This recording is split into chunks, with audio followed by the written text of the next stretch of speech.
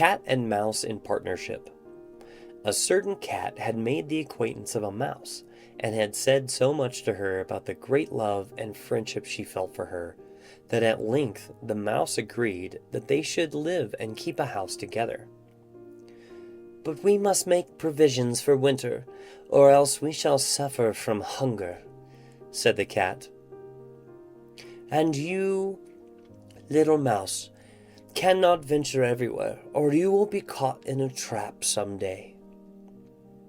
The good advice was followed, and a pot of fat was brought, but they did not know where to put it.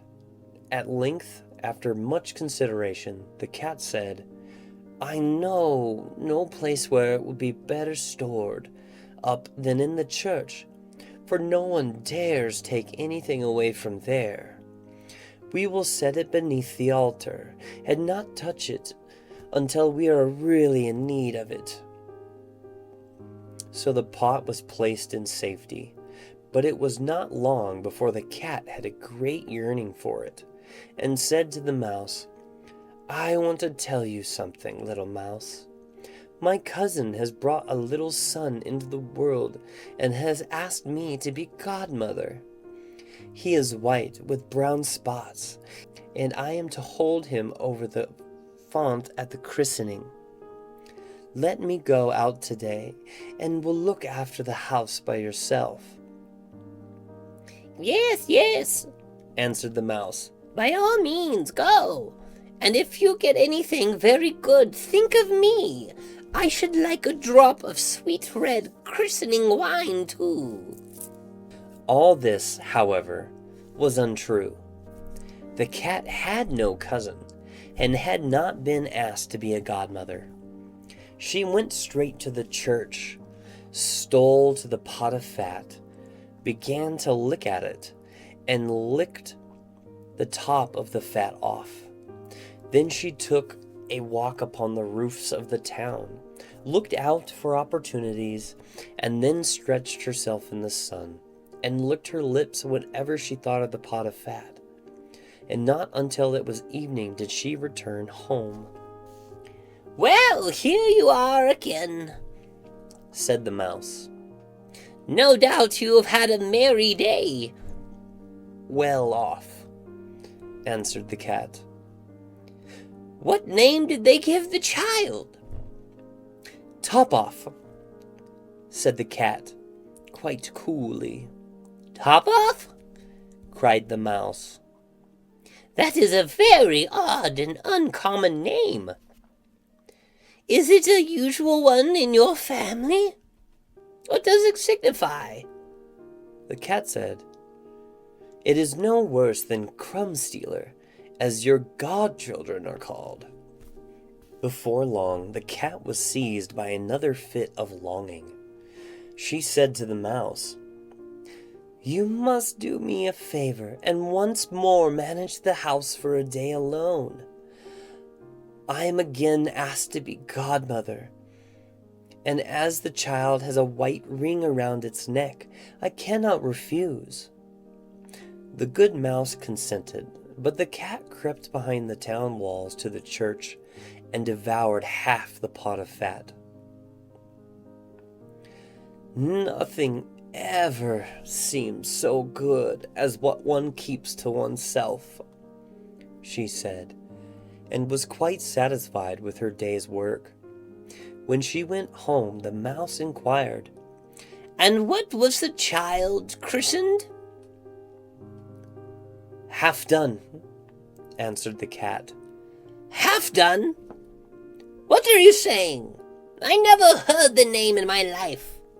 I'll wager anything it is not in the calendar." The cat's mouth soon began to water for some more licking. "All good things go in threes," she said. "I am asked again to godmother.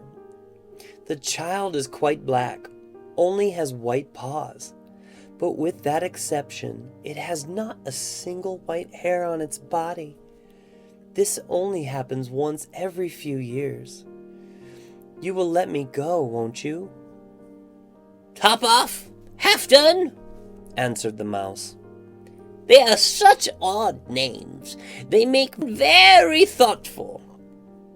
You sit at home, said the cat, in your dark gray fur coat and long tail, and are filled with fancies. That's because you do not go out in the daytime. During the cat's absence, the mouse cleaned the house and put it in order, but the greedy cat entirely emptied the pot of fat. When everything is eaten up, one has some peace, said she to herself, and well filled and fat, she did not return home till night. The mouse at once asked what name had been given to the third child. It will not please you more than the others, said the cat. He's called All Gone. All gone? Cried the mouse. That is the most suspicious name of all. I've never seen it in print. All gone? What can that mean? And she shook her head, curled herself up, and lay down to sleep. From this time forth, no one invited the cat to be godmother.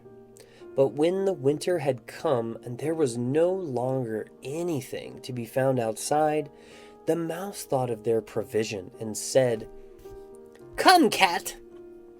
We will go to our pot of fat, which we have stored up for ourselves. We shall enjoy it. Yes, answered the cat. You will enjoy it as much as you would enjoy sticking that dainty tongue of yours out the window. They set out on their way, but when they arrived, the pot of fat certainly was still in its place, but it was empty. Alas, said the mouse. Now I see what has happened. Now it comes to light. You are true friend. You have devoured all when you were standing godmother. First top off, then half done, then... Will you hold your tongue? Cried the cat. One word more and I will eat you. All gone, was already on the poor mouse's lips.